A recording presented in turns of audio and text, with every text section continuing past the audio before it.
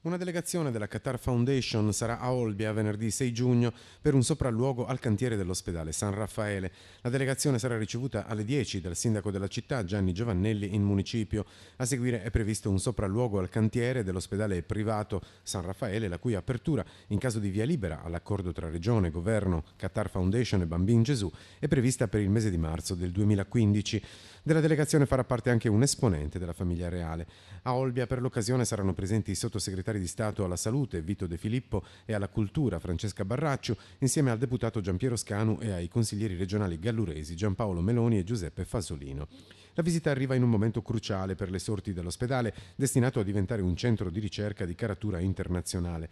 Nonostante l'accordo firmato da Francesco Pigliaru e Matteo Renzi a Roma avesse anche l'obiettivo di fornire un segnale preciso al centro-sinistra, le perplessità, soprattutto in casa PD e SEL, non mancano e riguardano i costi di gestione. I posti letto accreditati dovrebbero essere 260 e anche le ripercussioni sulla rete ospedaliera pubblica della Sardegna.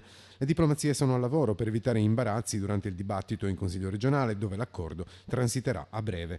La Regione intanto accelera. Ieri sono stati attivati 2 tavoli tecnici, mentre il primo servirà per inquadrare e monitorare le esigenze della rete ospedaliera pubblica, il secondo dovrà definire quantità e costi per la sanità dei posti da accreditare al nuovo ospedale privato.